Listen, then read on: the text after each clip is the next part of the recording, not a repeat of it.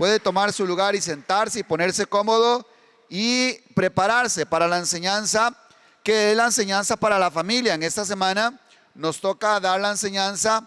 Estamos en la semana de la familia y ojalá que nadie se la pierda, por lo menos el que no vino hoy, que venga mañana. Usted seguro va a desear haber traído una familia hoy, porque creo que Dios nos va a hablar. El tema de hoy, así lo he titulado: nuestros hijos, un jardín que debemos cuidar. Para los que toman nota, nuestros hijos, un jardín que debemos cuidar. Y ya me ha pasado y ya hoy vine preparado, porque algunos dicen: ¿y los que no tenemos hijos, entonces que me voy para la casa? No, no.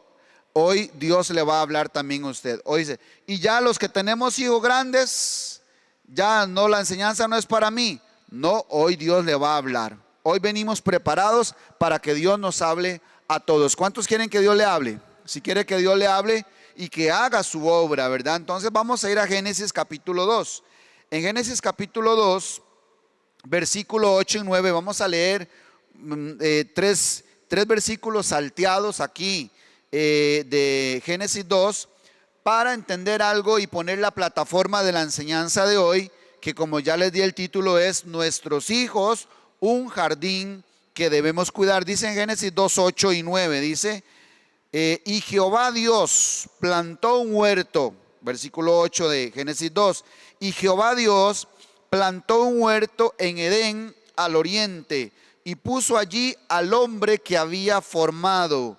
Y Jehová Dios, dice el versículo 9, y Jehová Dios hizo nacer de la tierra todo árbol delicioso a la vista y bueno para comer, también el árbol de la vida en medio del huerto, y el árbol de la ciencia del bien y del mal. Ahora vamos a brincar al versículo 15, ahí mismo en Génesis 2, en el versículo 15 vuelve a rectificar, o vuelve a confirmar más bien, vuelve a confirmar y dice en el versículo 15: tomó pues Jehová Dios al hombre y lo puso en el huerto de Edén. Lo que ya había dicho en los versículos anteriores, dice: lo puso en el huerto de Edén para que lo labrara y lo guardase. Eso es importante, no se le olvide eso. Dice que lo puso, lo tomó y lo puso en el huerto del Edén para que lo labrara y lo guardase. Y mandó Jehová Dios al hombre diciendo: de todo árbol del huerto podrás comer, mas del árbol de la ciencia del bien y del mal no comerás, porque el día que de él comieres, ciertamente morirás. Vamos a brincar ahora al capítulo 3, versículo 8, aquí mismo, en la misma página. Capítulo 3, versículo 8 dice así: y oyeron la voz de Jehová Dios que se paseaba en el huerto al aire del día, y el hombre y su mujer se escondieron de la presencia de Jehová Dios entre los árboles del huerto. Mas Jehová Dios llamó al hombre y le dijo: ¿dónde estás tú? Y él respondió: oí tu voz en el huerto. Todavía están en el huerto. Oí tu voz en el huerto y tuve miedo, porque estaba desnudo y me escondí. Y Dios le dijo: ¿quién te enseñó que estabas desnudo? ¿Has comido del árbol de que yo te mandé no comieses? Amén. Estos pasajes, bueno, solo leímos algunos versículos, ahí un poco salteado. Si podemos leer desde el primer versículo hasta el último, en estos tres primeros capítulos, 1, 2 y 3, donde se relata la creación de Dios y el propósito de Dios. Y yo quiero decirles algo, mis amados: no me cansaré de decir que las escrituras hablan de una sola cosa: de Cristo, de su obra, de mi salvación. Las tres cosas son lo mismo. La Biblia habla de una sola cosa: de Cristo, de mi salvación, de su obra, que es precisamente lo que Él quiere hacer, salvarme. Él está haciendo o quiere hacer su obra en mí, quiere hacer su obra en usted, y toda la Biblia habla de eso. Lo que pasa es que, como les decía el jueves, por cierto que el apóstol les recomendó, no se pierdan ninguno de estos jueves, les decía el jueves que nosotros solo vemos historias en la Biblia, solo vemos personajes, acontecimientos, pueblos, no sé, familias, y entonces, aparte de que nos han predicado solo historias y por ahí nos enseñan acerca de un tema, entonces estamos solo llenos de historias, pero no estamos entendiendo el mensaje de Dios. Y aquí en la creación hay un mensaje precisamente. ¿Y qué es lo que vemos acá? Aquí vemos algunas cosas importantísimas. Y aparte de que nos han enseñado mal muchas de las historias, de los eventos y de los versículos que están acá, por ejemplo, en esto de la creación, si yo le pregunto a usted, ¿cuántos habían escuchado o han escuchado la historia de la creación? Todos me dicen amén. Hasta los que nunca se han congregado dicen sí, Dios creó los cielos y la tierra y la creó en 6 días y el séptimo descansó. Porque seguramente Dios estaba cansado. Ve, hasta Dios descansó, dicen algunos. Entonces, ¿cómo no vamos a descansar nosotros? Y no entendemos qué significa que Dios descansó o por qué dice que santificó el séptimo día, porque en este día descansó Dios. Pero de ahí no está hablando de que Dios estaba cansado o de un día de descanso para que nosotros no destruyamos nuestro cuerpo y por eso hay que descansar. No, el día de descanso habla de Cristo, porque dice la Biblia que Él es nuestro reposo, que Cristo es mi reposo. Entonces ya ahí estaba testificando de la obra de Cristo, ya ahí estaba anunciando a Cristo en la creación cuando dice que santificó el séptimo día porque en Él descansó Dios. Y todavía por ahí se dejan decir otras enseñanzas o otras respuestas o otras interpretaciones todavía más fantasiosas. Y tal vez le preguntan a un pastor, pastor, ¿qué hubiera pasado si Adán y Eva no hubieran pecado? Y entonces el teólogo, ¿verdad?, dice, oh, si Adán y Eva no hubieran pecado, todavía andaríamos todos desnudos.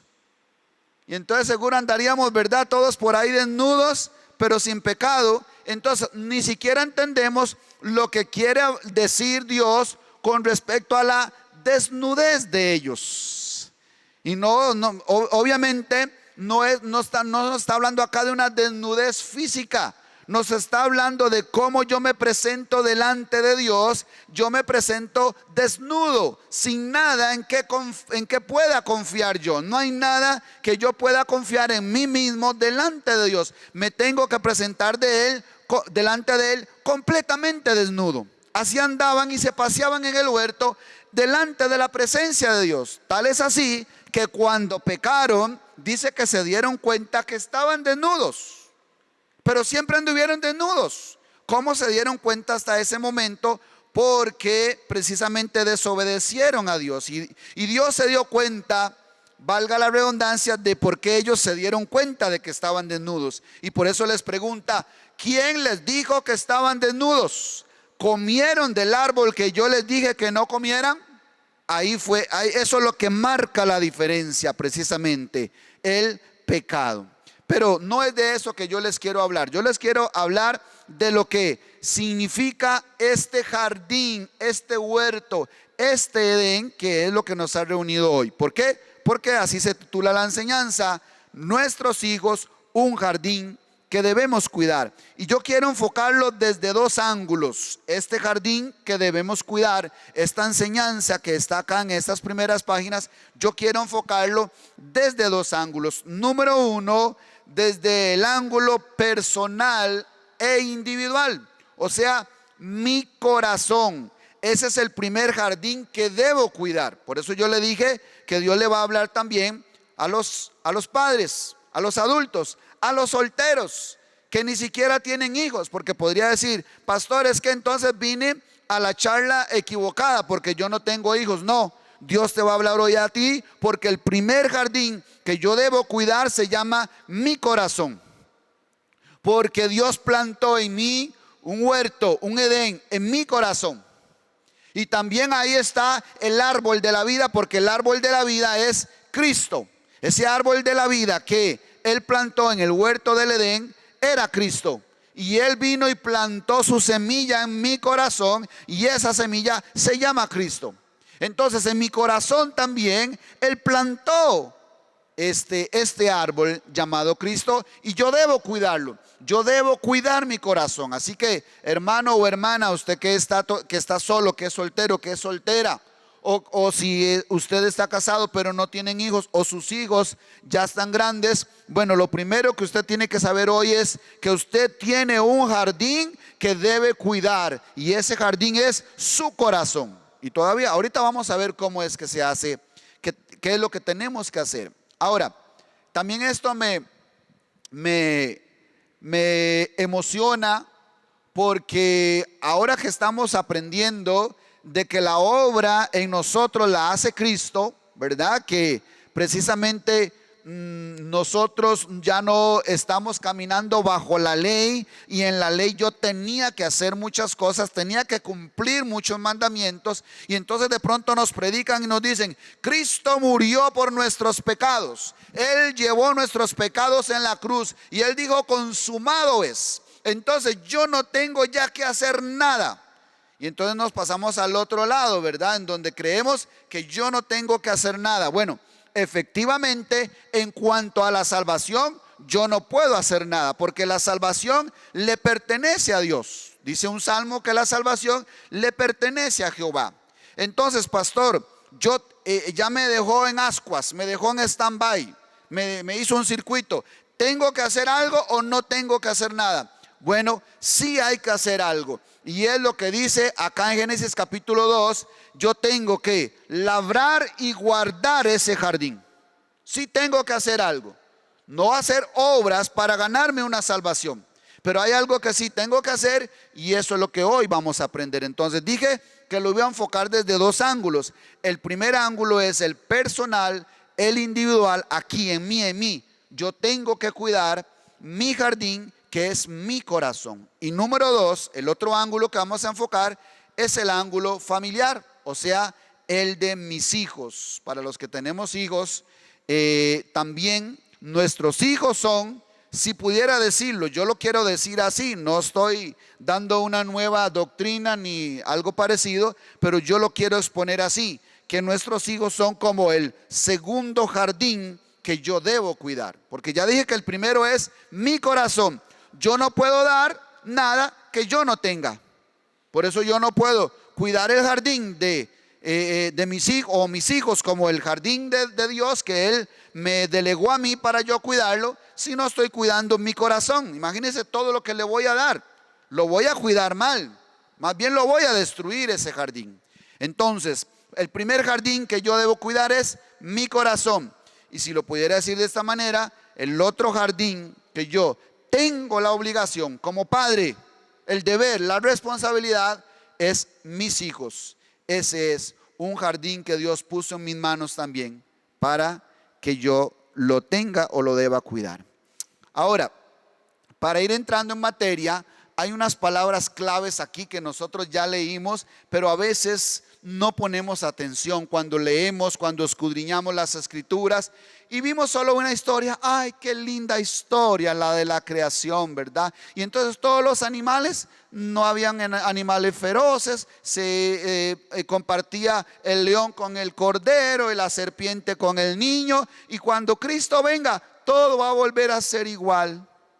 Ay, qué lindo cuando todas las cosas sean restauradas. Pero ¿cuáles cosas van a ser restauradas si no es restaurado mi corazón? Si el Señor no ha transformado mi corazón, que precisamente algo sucedió después de la caída. Ahora, ¿cuáles son esas palabras clave que nosotros debemos aprender, memorizar y meditar? Vamos a ver algunas palabras claves. Lo primero es precisamente hablando de este jardín. Aquí menciona un jardín, pero también lo podemos ver como el huerto o una viña. Vamos a ver más adelante algo con respecto a la viña. Estos tres son sinónimos: jardín, huerto y viña. Son como un terreno es un pequeño terreno que se usa para sembrar, para cultivar, ¿verdad? Ok, para recibir un fruto de ese terreno. Entonces, la primera palabra clave aquí es jardín, huerto o viña. Esas tres son sinónimos. La segunda palabra clave también, que son sinónimos, es labrar, guardar, cuidar. Por si quiere tomar nota de eso. Entonces, aquí Dios nos está diciendo algo muy importante. Y es, primero, que nos puso en un jardín. Pero ese jardín hay que cuidarlo, hay que labrarlo. O sea, no hay tal de que el hombre no trabajaba antes de la caída. Eso lo vamos a ver con el significado de estas palabras. Veamos el significado de estas palabras. Edén significa en el original griego, el significado de Edén es placentero, deleitoso, delicia. O sea que cuando Dios creó el Edén, está hablando de un lugar placentero, deleitoso, delicioso, o sea, bueno en gran manera, como todo lo que Dios hace. Dios no hace nada malo, no hace nada a medias. Dios todo lo hace bueno. Y dentro de nuestro vocabulario podría decirse perfecto. Dios todo lo hace perfecto. Luego es que en el camino se descompone, pero Él lo hizo bueno. El huerto que Él puso en mi corazón era un lugar placentero, un lugar delicioso, un lugar deleitoso también. ¿Qué hay que hacer, dijo Dios, con este lugar? Bueno, lo puso en medio del huerto para que lo labrara, dice ahí en Génesis capítulo 2. ¿Y qué es labrar, pastor? Labrar significa trabajar, arar, cultivar, o sea, sembrar. Es lo que yo debo hacer en este lugar donde Dios puso al hombre. Lo tenía que labrar. Y vuelvo al punto que le decía hace un momento, que es labrar, trabajar. Entonces, ¿tenía que trabajar el hombre antes de la caída, sí o no? ¿Alguien está conmigo? ¿Tenía que trabajar el hombre antes de la caída, sí o no? Sí, pero pensamos que muchos hasta lo hacen en forma de mofa o chiste, que el trabajo es una maldición. No.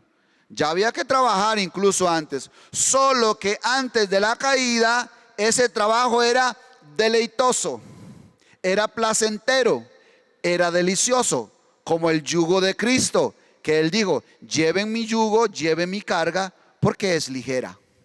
¿Sí? ¿Están conmigo? Ve, llevad mi yugo, porque ligera es mi carga. ¿Ok? Entonces, porque mi yugo es fácil. En Cristo el yugo es fácil, es ligera la carga. Igual que en el Edén, era fácil, era ligera, era placentero, era delicioso trabajar. ¿Ok? Porque el hombre estaba habitando en medio de la presencia de Dios, en medio de la voz de Dios se paseaba. Ok, entonces labrar significa trabajar, arar, cultivar, o sea, sembrar también tenía que hacerlo en este lugar. Y guardar también, tenía que guardarlo, este lugar. O sea, no es que Dios puso a Adán ahí en el huerto y le dijo, ahora sí mi chiquito, disfrute, no haga nada. No, eso no. Eso tal vez en una película de Hollywood, pero aquí no. En la realidad, según las escrituras, Dios le dijo, lo pongo en el huerto para que lo labrase y lo guardase. ¿Qué significa guardar? Guardar significa cercar, proteger, cuidar. Es lo mismo esto, proteger y cuidar. Cercar, proteger, cuidar, vigilar o velar. Palabras importantes que aparecen en toda la Biblia. ¿Han oído aquel versículo que dice velad y orad? ¿Para qué? ¿Para qué? ¿Hay alguno que lee la Biblia aquí? Velad y orad, ¿para qué? Para que no entréis en tentación. Entonces, pastor, es que Cristo ya lo hizo todo, yo no tengo que hacer nada. Sí, usted tiene que velar. ¿Yo? Usted tiene que velar y orar para no entrar en tentación.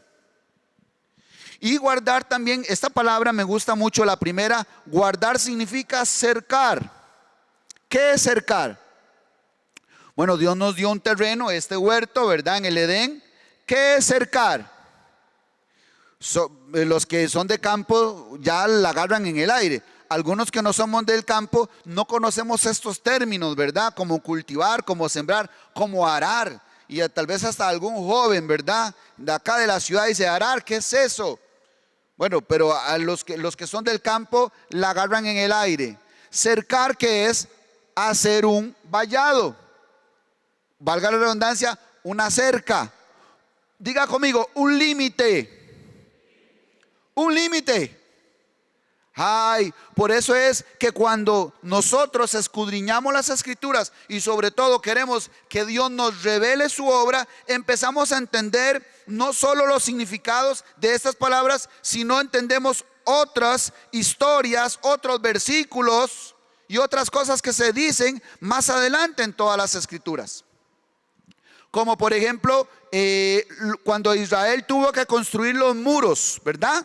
¿Se han oído eso? Que había un muro alrededor de la ciudad de Israel, alrededor de Jerusalén habían unos muros. Y entonces yo escuché en un estudio de que yo a veces veo en internet, muy bonitos, de donde explican libro por libro y van explicando. Tremendo es eso. No voy a decir la página para no hacer publicidad. Y yo me pongo a ver y entonces yo empiezo como a aprender teoría. Pero de pronto dice, y tal hombre empezó a construir los muros otra vez, a restaurar los muros. Y dice, extrañamente, dice el maestro que está dando esa enseñanza y el intérprete dice, extrañamente él vuelve a construir los muros. Dice, y no entiende que Dios lo que quiere es que todos los pueblos sean uno. Dice, entonces ¿para qué construye los muros? Dice él.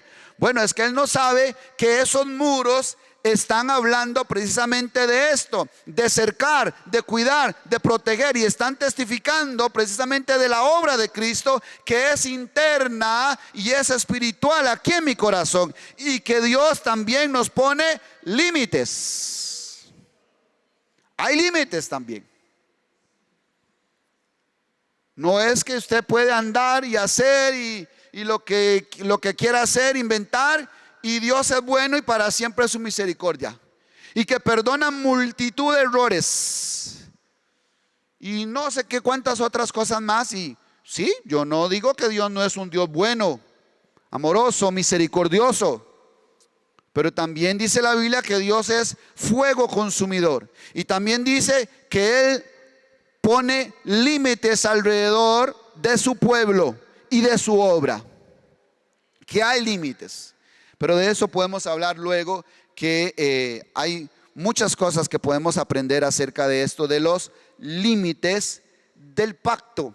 Porque por cierto, Él en su pacto siempre pone límites. Ahora, para ir entrando en materia, quiero empezar un poquito en lo personal, desde el primer ángulo que les mencioné. En lo personal, yo diría, así lo quiero presentar, yo diría que la vida del hombre se desarrolla en dos etapas. Ahorita vamos a lo personal. Todavía no vamos a hablar probablemente de los hijos. Vamos a hablar de usted y de mí. Y del hermano que está a su lado. Dígale al que está a su lado, van a hablar de usted. Esto es lo que tiene que hacer usted. Dígale. Esto es lo que le toca hacer a usted. Esto es lo que habla la Biblia acerca de su corazón, que es el primer jardín que yo debo cuidar. Entonces, yo creo que la vida del hombre se desarrolla en dos etapas, y yo le he llamado así: la inocencia y la conciencia. Ahora, yo no soy psicólogo, ¿verdad? Esto no tiene que ver nada con estudios de psicología, ni teología, ni nada. Esto tiene que ver solo con lo que el Señor me ha enseñado. Entonces y la vida también, porque son más de 5 décadas ya las que ando a la espalda. Entonces, algo uno ha aprendido, ¿ok? Estas dos etapas que creo yo en la que se desarrolla la vida del hombre, o cómo se desarrolla la vida del hombre, yo digo y le llamo así: la inocencia y la conciencia.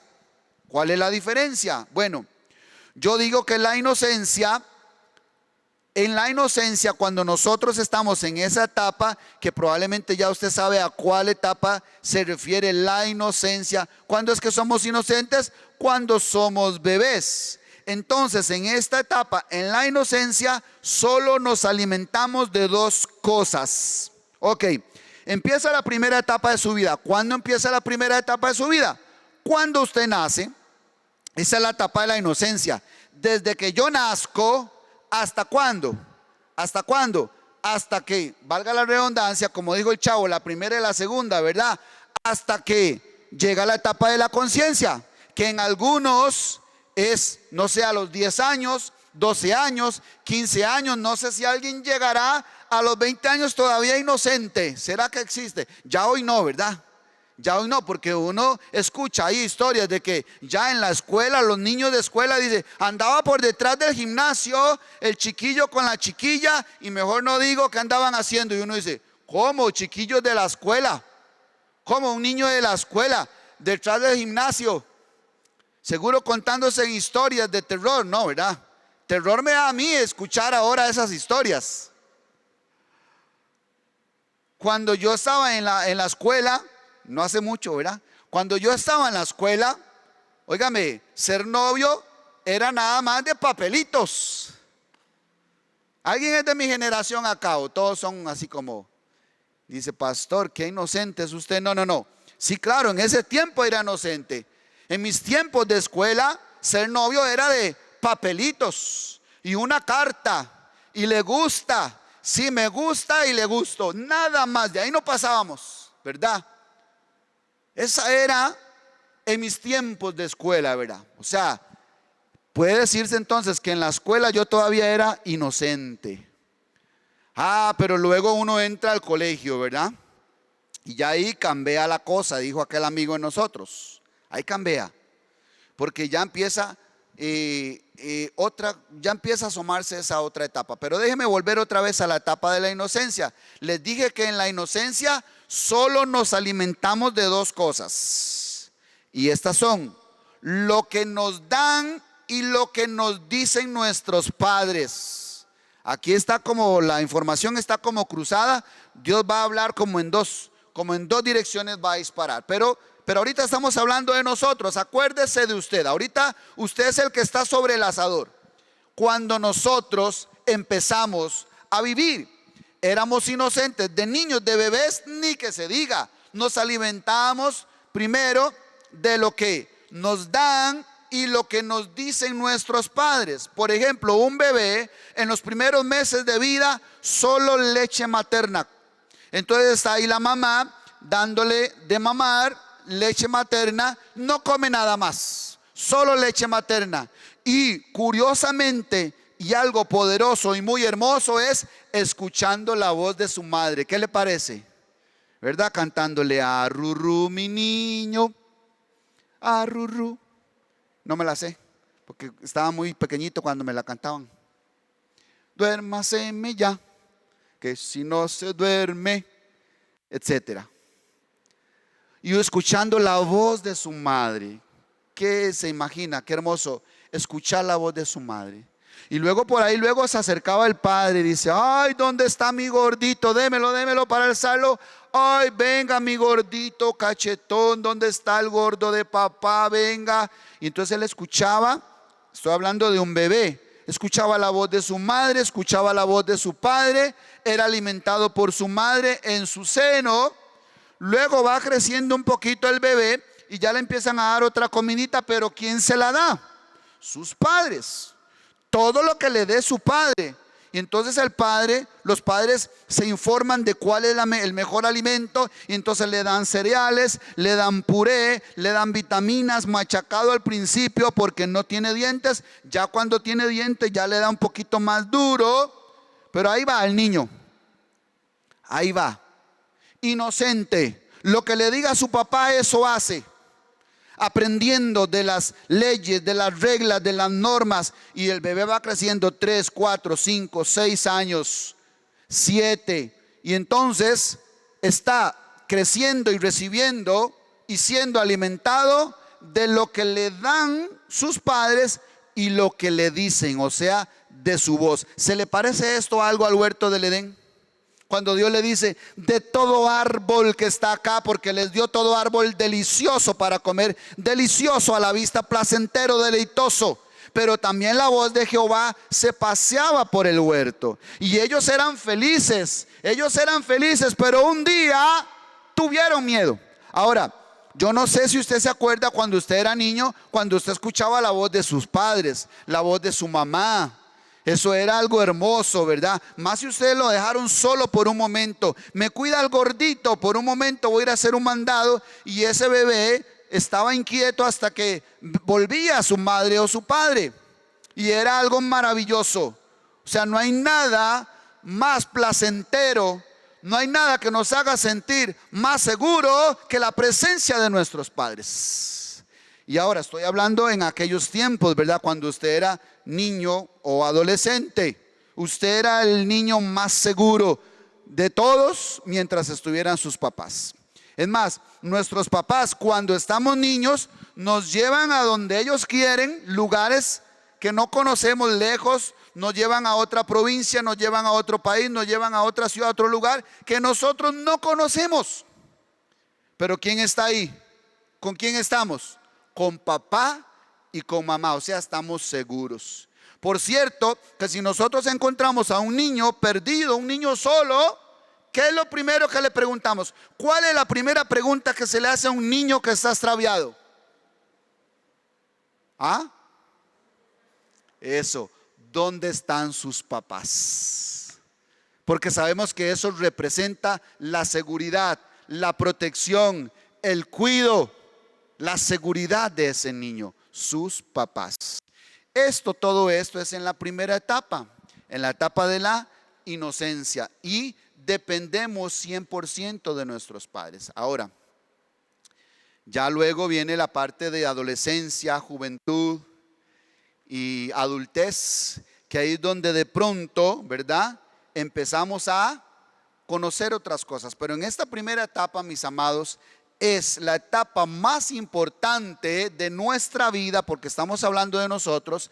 Es la etapa más importante de nuestra vida porque aquí se construye el fundamento. Por eso dice la Biblia, instruye al niño en su camino, y aun cuando fuere viejo, no se apartará de él. Entonces nosotros tenemos que ser conscientes de eso.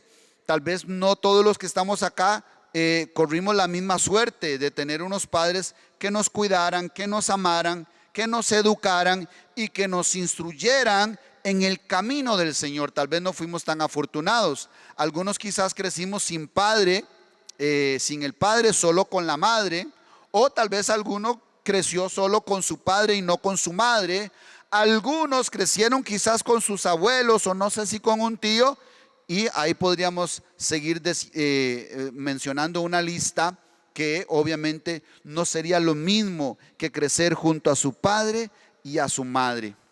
Pero siempre hubo alguien guiándonos, instruyéndonos, marcándonos límites, cercándonos, ayudándonos, hasta que llegó la etapa de la conciencia. Esta es la segunda, la etapa de la conciencia, que llega precisamente porque nos alimentamos de otras fuentes. ¿Cuándo es que se despierta la conciencia? ¿Cuándo es que ya usted se hizo pellizcado? Y eso, claro, en el mundo eso es bonito, eso es vacilón. No, mi hermano, eso es lamentable. Cuando ya se despertó la malicia. Por eso Dios le dijo, no coman de ese árbol que se llama el árbol de la ciencia del bien y del mal. Ya usted conoció también el mal. Antes solo conocía el bien, solo comía del árbol de la vida, solo era alimentado de amor, de cariño, de protección, de seguridad. Pero ahora resulta que llegó alguien y le inyectó otra cosa. ¿Y por qué sucede eso? Porque nos alimentamos de otras fuentes. ¿Cómo? Todo lo que vemos, todo lo que oímos y todo lo que probamos de los que están a nuestro alrededor. Porque por lo menos yo la sitúo alrededor del tiempo de colegio, después de los 12 años, porque a la escuela normalmente los papás nos llevan a la escuela, llevan al niño todos los días, lo lleva, lo trae, lo lleva, lo trae. Y si no puedo yo, le encargo a alguien, ¿verdad? Me lleva a mi hijo y me lo trae, me lleva a mi hijo y me lo trae. No lo descuidamos para nada. Esa es nuestra vida. Usted se ha puesto a analizar eso, que para eso vivimos. Bueno, usted está haciendo está siendo un buen administrador de su posición como padre de familia. Pero de pronto llega al colegio y ¿qué? Usted va a llevar al niño al colegio, usted lo va a acompañar y le dice: ay, mami, no, ni que fuera un chiquito yo, ni que fuera una chiquita, ya yo estoy grande, le dicen a uno. Ya no quieren que uno los acompañe en el colegio, ya le da vergüenza. ¿Por qué? Porque ya empezó a ver tal vez en el televisor información, o un vecinito, un amiguito.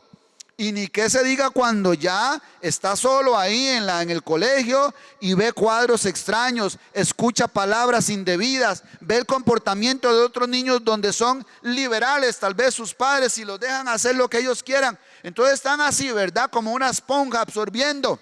Y de pronto llegan a la casa con unas palabras que yo no le enseñé, con unas acciones que yo no me las vio a mí hacerlas. ¿Dónde aprendiste esto, hijo mío? Y claro, en la calle, quizás en el colegio, quizás un compañerito, porque uno ve ahora a los niños en la escuela incluso. Por eso le digo, ya ahora los tiempos están aceleradísimos, y eso no es para que nos conformemos, eso es para que nos preocupemos y tomemos mayores acciones, porque desde la escuela ya llegan los niños y dicen: ay, vieras que mi compañero dijo tal palabra, mi compañero hizo tal cosa. Y uno tiene que ver cómo les explica y cómo les saca esa información del chip, porque ellos están absorbiendo toda esa información. ¿Por qué? Porque ya salieron al mundo exterior, porque ya los descuidé un poco, porque ya los dejé caminar solos un poco. Y si nosotros tuviéramos que dar un veredicto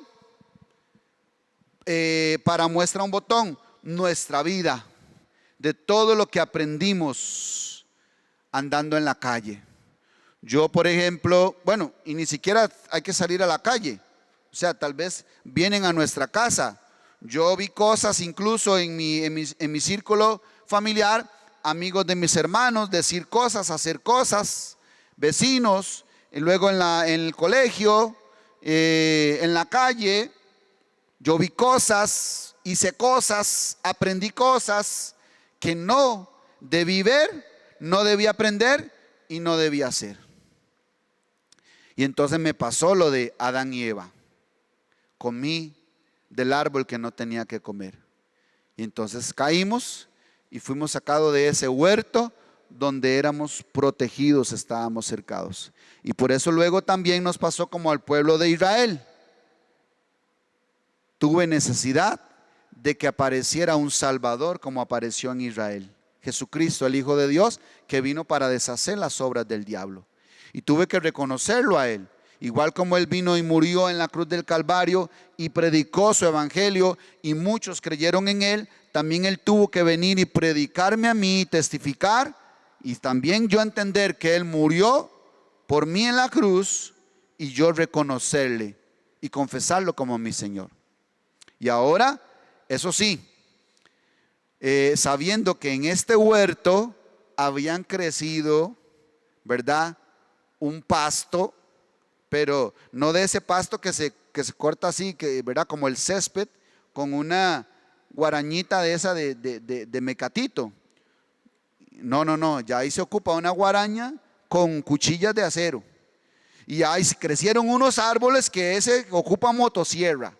Y ahí está el Señor aplicando la motosierra en mi corazón. ¿Será que a alguno le pasó como a mí? Claro.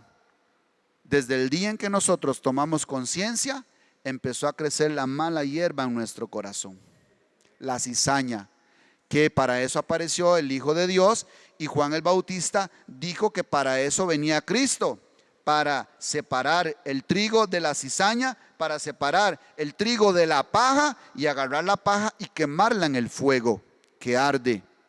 Esa es la obra que Cristo está haciendo en mi corazón. Ok, vayamos ahora al enfoque familiar con nuestros hijos, a lo que nos compete en esta tarde. Dije que el segundo enfoque que le iba a dar era en lo familiar con nuestros hijos. ¿Y por qué el Señor hace esto? Porque el Señor nos dio a nuestros hijos para que entendamos mejor su obra. Por eso Dios nos dio a nuestros hijos y también nos dijo: instrúyelos, disciplínalos, amonéstalos en el temor del Señor. Esa es su obra. Eso es lo que Él está haciendo con nosotros. Él es lo mismo que Él hace con nosotros para que nosotros cuidemos nuestro jardín. ¿Ok? Ahora, como no podemos entender solo con una historia escrita en la Biblia, entonces Él viene y toma cuadros, tipos y figuras en la vida natural. Ahora, y eso que estoy hablando solo de nuestros hijos como un jardín que yo debo cuidar, sin mencionar que el matrimonio pues también es un jardín que yo debo cuidar. En el caso de mi esposa, pero ese será para otra charla, para otro tema, para otro día, perdón. Ahora estamos hablando de nuestros hijos. Dios nos dio a nuestros hijos porque ese jardín, que son nuestros hijos, que nosotros debemos de cuidar, es tipo y figura también del jardín que está en mi corazón. Así igual como yo soy celoso con mis hijos. Yo no sé si usted es celoso con sus hijos. Como yo soy protector con mis hijos. Ay, que si alguien lo toca, o que si se cae, o que si se ensucia, o que si me le están enseñando mal, yo estoy ahí para corregir, ¿cierto? Yo estoy ahí para enseñar, yo estoy ahí para proteger. Mi hermano, así hay que cuidar el corazón. Porque constantemente están los dardos del enemigo queriendo sembrar cizaña en mi corazón para destruir el jardín que Dios plantó en mi corazón. Bueno, pero entonces Él me da unos hijos para que yo empiece a entender su obra, de qué es lo que hay que hacer con mi corazón. Recuerda aquel proverbio que dice: sobre toda cosa guardada, guarda tu corazón, porque de él mana la vida. Ahí está la vida, en el corazón. Eso es uno de los primeros versículos que yo abracé, me comí, atesoré, yo no lo solté. Sobre toda cosa guardada, guarda tu corazón, porque de él fluye la vida. Entonces no hay que dejarlo llenarse de amargura, de resentimiento, de orgullo. Entonces por eso hay que perdonar, por eso hay que amar, por eso hay que aceptar, por eso hay que justificar a las personas. Por algo lo habrá hecho, o si Dios le permitió, allá Dios le permitió, y usted pasa por alto esa falta. Como dijo David en alguna ocasión de un hombre que le lanzó piedras y lo maldecía, llamado Simei. Lo maldecía y le mandaba piedras. Y uno de sus criados le dijo: mi rey, mándame a hacer algo, porque yo no me voy a mover sin que tú me mandes. Mándame que yo le quite la cabeza a ese hombre. Estaba listo, estaba así como Alcacelser, como chinche. Y David le dijo: quieto, quieto, Nerón, déjelo, porque si Dios se lo permite, por algo será. O sea, dejémosle a Dios. Mía es la venganza, dice el Señor, yo pagaré. Entonces, mi hermano, usted empieza a cuidar su corazón. Pero si usted está esperando que lo hagan un mal modo para resentirse, para enojarse o para irse de la iglesia, mi hermano, usted no está entendiendo la obra de Cristo, o no está dejando que Cristo haga la obra en usted. Si por cualquier cosita va a salir yéndose, y entonces ya lleva la 10ª iglesia, buscando la iglesia perfecta, y no la ha encontrado y nunca la encontrará, porque si usted llega, por eso es que no es perfecta esa iglesia. Y no hay iglesia perfecta. En todas Cristo está haciendo y tiene que hacer su obra. Pero volvamos a los hijos. Por eso yo le dije que Dios le iba a hablar a usted. Volvamos a los hijos. Entonces Dios nos dio a nuestros hijos precisamente para que nosotros entendiéramos un poquito esta obra de labrar y de cuidar. Y a nosotros nos toca cumplir con esta misión tan importante. Es una misión muy importante la que tenemos con nuestros hijos. ¿Cuál es esa misión? ¿Y cómo llevamos a cabo este trabajo? Bueno, nuestra misión es cuidar ese corazón de ese niño, o sea, ese jardín, porque ese es otro jardín. Ahí en ese corazón hay otro jardín que yo como padre tengo que cuidarlo. ¿Y cómo llevo a cabo, pastor? ¿Cómo yo cuido el corazón de mi hijo? ¿Cómo yo le ayudo a mi hijo a cuidar ese jardín? Bueno, como dijo Génesis capítulo 2, labrándolo y guardándolo. Y entonces aquí es donde toma sentido conocer el significado de estas dos palabras, de labrar y de guardar. Y si repasamos entonces lo que significan estas dos palabras, es lo que tenemos que hacer con nuestros hijos. ¿Qué tengo que hacer yo con mis hijos entonces? Labrar, número uno, dijimos, ¿verdad? ¿Y qué es labrar? Bueno, tengo que trabajar, tengo que estar ahí pendiente, tengo que arar, tengo que cultivar, o sea, sembrar. Yo tengo que estar pendiente. Por ejemplo, cuando está creciendo, no, así no se dice, así no se habla. A papá no se le levanta la mano, es lo primero, ¿verdad? Que quieren hacer los bebés, le quieren pegar a papá o a mamá. No, no, un momento. Y usted, pau, pau, por la manita. Pero usted no le va a reír la gracia. Ay, ya sabe levantar la mano. No, no, no, no, no, no. Ahorita le levanta la manita, pero después más grande le va a levantar la manota. O le responde y le dice, no sé, una barbaridad, o una palabra, tal vez le dice tonto. A mí un día mi nieto me dijo, creo que fue tonto, no sé, no recuerdo en realidad. Estaba pequeñito. Seguro oyó esa palabra, no sé. Me dijo algo, no recuerdo muy bien, pero fue algo así como tonto. Y yo, ¿cómo? ¿Qué pasó? Estoy bravo. Y me enojé. Era tal vez lo más que podía hacer yo para corregirlo. No saqué la faja, no le di un manazo, no le di por la nalguita, no le di con la chacleta, no. Después eso le toca al papá, pero yo sí hice algo que estaba a mi alcance. Me enojé. No quiero hablarle más, no. Y me fui y me encerré yo en mi cuarto. Él se asustó. Y yo creo que la mamá ¿qué pasó? Es que ellos me dicen Papiales está enojado. ¿Qué pasó? ¿Qué le hizo? Sí. Vaya a pedirle perdón a Papiales. Pero no, estoy enojado. Estoy enojado. Porque yo quería dar una lección, una enseñanza.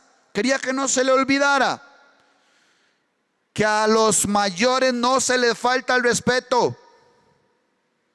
Y hasta después ya lo perdoné y ya otra vez volvió. La relación se restauró. Por algo tan insignificante, con un niño. Pastor, no exagere, no.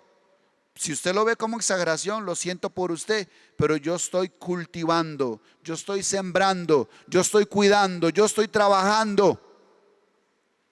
Como traté de hacerlo con mis hijos cuando eran pequeños. Si yo hubiera entendido lo que estoy entendiendo ahora, desde que tenía mis hijos como bebés, pobrecitos ellos, porque hubiera sido seguramente más estricto, porque lo fuimos.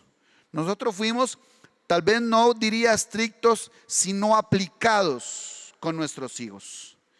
Y ellos crecieron escuchándonos a nosotros hablar de Dios, cantarle a Dios, sirviéndole a Dios, viendo programas de Dios y llenos con libros, historias de Dios. Ahí tengo los libros de historias bíblicas que yo les compraba, los cassettes cuando aquello era VHS, pero ya no haga mucha memoria porque eso ni los jóvenes saben qué es eso, VHS.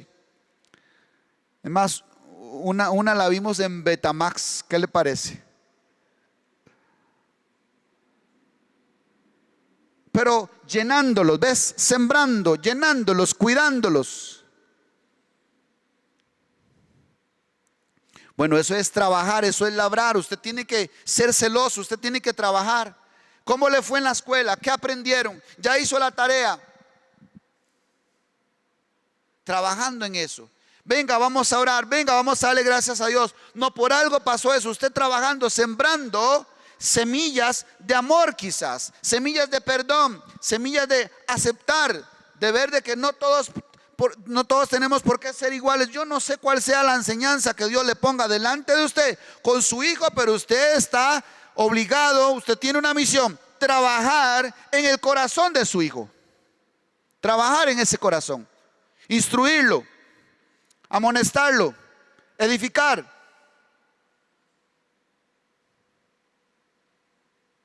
Traerlo a la iglesia, a congregarse, que igual es otra. Mis hijos hasta el día de hoy tienen 32 años de congregarse todos los domingos. ¿Qué le parece? Nosotros nos congregamos, se congregan mis hijos desde pequeños. Solo tengo 2 hijos, por dicha. Uno lo cargaba mi esposa, otro lo cargaba yo. Pero porque estábamos trabajando en ellos. Ahora la otra palabra, ya para ir terminando, es guardar.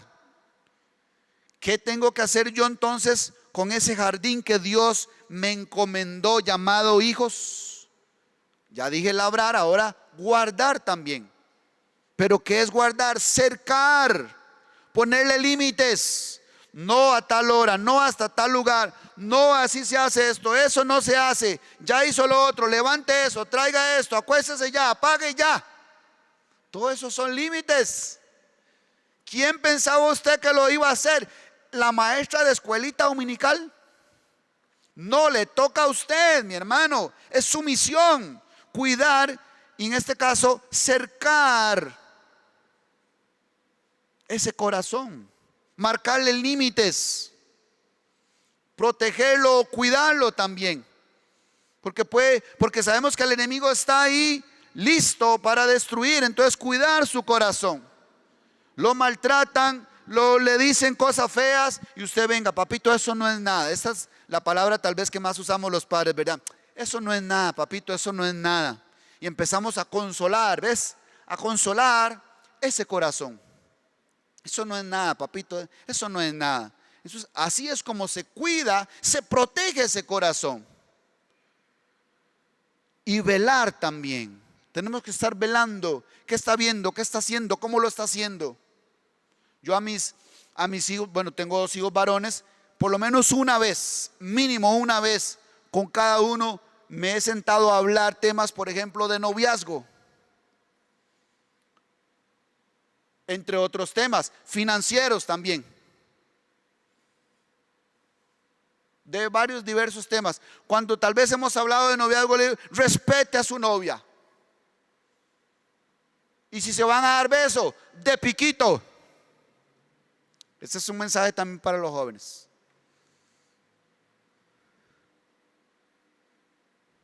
Y respétela. Y cuídela. Porque si después esa llega a ser su esposa, que usted no se tenga que avergonzar ni sentirse mal por algo que le haya hecho. Y cualquier otro tema que hayamos hablado. Vigilar, velar, ¿cómo está el asunto? Y ni que se diga con nuestras actitudes. Ellos están también comiendo, siendo alimentados de lo que ven a hacer en nosotros. De lo que oyen como hablamos nosotros. Entonces están aprendiendo también de precisamente esa atmósfera, de esas palabras, todo eso lo están absorbiendo, Y luego llegará viejo, como dice el proverbio, pero aun cuando fuere viejo, no se apartará de ese camino que usted le marcó. Entonces hay que cuidar, hay que proteger, hay que cercar, hay que vigilar, hay que velar.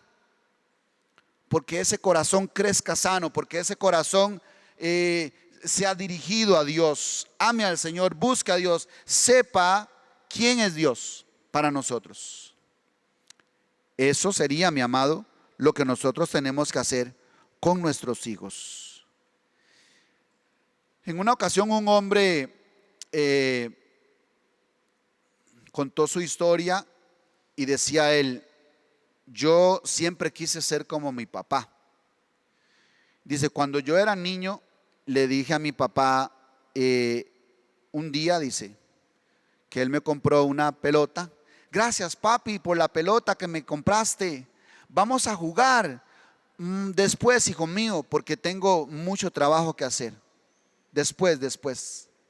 Ah, bueno, papi, está bien, pero gracias por la pelota y algún día seré como tú. Él admiraba a su padre, él quería ser como su padre. Después el niño creció, ¿verdad? Y le dijo: papi, tengo que ir al colegio a hacer un trabajo, ¿me acompañas? Dile a tu madre otro día porque estoy muy ocupado en el trabajo. Ah, bueno, está bien, papi. Algún día seré como tú. Él admiraba a su padre. Después, ya más adulto: papi, ¿puedes venir y acompañarme que voy a ir a ver un trabajo? Hijo mío, estoy muy cansado, hoy tuve mucho trabajo. Otro día será. Está bien, papi, yo comprendo, pero algún día seré como tu papá. Entonces el muchacho ya estaba en la universidad, ya estaba grande, y el señor pues también ya estaba mayor. Y entonces él se sintió emocionado de ver a su hijo ya graduado, ya universitario, y dice: hijo, vamos a celebrar. Y le dice: papi, otro día, porque es que voy a salir con mi novia. Más bien me prestas el carro para salir con mi novia. Está bien, hijo mío. Y después, ya cuando el señor estaba mayor, lo llamó por teléfono: hijo, ¿cómo estás? ¿Estás muy ocupado? Me gustaría que vengas a cenar con nosotros. Dice: papi, yo iría, me gustaría mucho, pero es que usted sabe, mi esposa, los hijos, el trabajo, no puedo, papá. Gracias por llamar. Y entonces el señor dice: está bien, hijo, yo comprendo. Dice: y ese día comprendí que llegué a ser como mi papá. O sea, nunca tuvo tiempo para estar y atender a sus hijos. Ahora, eso es muy peligroso. Vea lo que dice, por ejemplo, Cantares 1:6. Y con esto ya vamos a ir terminando. Cantares 1:6.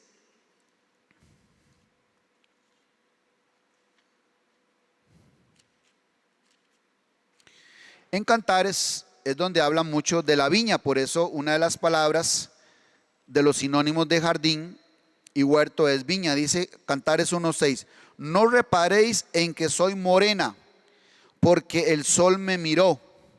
Los hijos de mi madre se airaron contra mí, me pusieron a guardar las viñas, y mi viña que era mía no guardé. ¿Se imagina que nos pase eso a nosotros? Por eso Pablo decía: yo no me desconcentro. Dice: no vaya a ser que siendo heraldo para otros yo venga a ser eliminado. ¿Se imagina lo que es cuidar las viñas de otros y descuidar la mía? ¿Se imagina yo ser todo un profesional realizado y tener un hogar destruido? ¿Se imagina yo cuidar la empresa de mi jefe y darlo todo por la empresa de mi jefe y mi empresa estar destruida y descuidada, que es mi familia? Por eso dice acá el libro de Cantares: guardé la viña de otros, pero descuidé la mía. Pero todavía más, vea lo que dice Proverbios 24:30. Proverbios 24:30, y vamos a leer hasta el 34. Dice Proverbios 24:30, dice así: pasé junto al campo del hombre perezoso. Este campo no es otra cosa más que este huerto, este jardín de cada uno. Pasé junto al campo del hombre perezoso y junto a la viña del hombre falto de entendimiento. Y he aquí que por toda ella habían crecido los espinos. Ortigas habían ya cubierto su faz y su cerca de piedra estaba ya destruida. Miré y lo puse en mi corazón, lo vi y tomé consejo. Un poco de sueño, cabeceando otro poco, poniendo mano sobre mano otro poco para dormir. Así vendrá como caminante tu necesidad y tu pobreza como hombre armado. O sea, ¿qué estamos esperando para hacer algo a favor de esta generación que se nos está yendo entre los dedos como el agua? ¿Qué estamos esperando para tomar nosotros acción contra las enseñanzas que el mundo está enviando al cerebro de nuestros hijos? Ya no hay un programa no hay un programa ni un anuncio ni nada que no tenga un mensaje subliminal de doble sentido. Ahí es donde aparecen los verdaderos padres que cuidan, que cercan, que vigilan, que velan por el corazón de sus hijos, cuidando lo que ven, cuidando lo que oyen, cuidando lo que hacen y corrigiendo y amonestando. Pero terminemos. Vaya conmigo a Mateo 13. Mateo capítulo 13, versículo 24. Mateo 13, 24 dice así: les refirió otra parábola. Vea que estábamos en Génesis hablando del huerto, del jardín que Dios quiere que lo labre y lo cuide Adán. Luego ahora en el Nuevo Testamento viene Dios y da una parábola, porque Él tiene un solo mensaje eterno para todos. Y entonces le refirió otra parábola diciendo en Mateo 13:24: el reino de los cielos es semejante a un hombre que sembró buena semilla en su campo. Pero mientras dormían los hombres, vino su enemigo y sembró cizaña entre el trigo y se fue. Y cuando salió la hierba y dio fruto, entonces apareció también la cizaña. Versículo 27. Vinieron entonces los siervos del padre de familia y le dijeron: Señor, ¿no sembraste buena semilla en tu campo? ¿De dónde pues tienes cizaña? Él les dijo: un enemigo, diga conmigo, un enemigo. Un enemigo, él les dijo, un enemigo ha hecho esto. Y los siervos le dijeron: ¿quieres pues que vayamos y la arranquemos? Y ahí sigue la parábola. Y él dice: no la arranquen. Dejen que yo luego voy a enviar a mis ángeles para arrancar la mala hierba. Entonces, por eso no debemos cansarnos de velar, de cuidar y cultivar el corazón de nuestros hijos.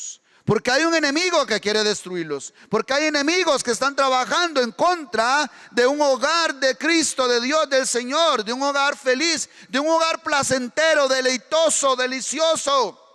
Hay gente que no quiere ver esto.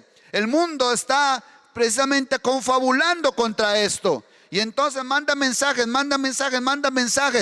Y está usando a todos sus demonios para destruir precisamente lo que Dios quiere hacer en nuestros hogares, con nuestros hijos. Pero para eso está usted, que es padre de familia, usted que es madre, para cuidar el corazón de sus hijos y saber que a usted le toca cuidar, a usted le toca velar, a usted le toca sembrar en ese corazón la buena semilla, porque vendrá un enemigo queriendo sembrar mala semilla, cizaña, tratando de llenar. Pero usted tiene que estar atento, velando y orando para que este jardín, que es el corazón de su hijo, no sea destruido y tengamos a futuro un hombre o una mujer de Dios que glorifica el nombre de Cristo. Póngase de pie, por favor. Póngase.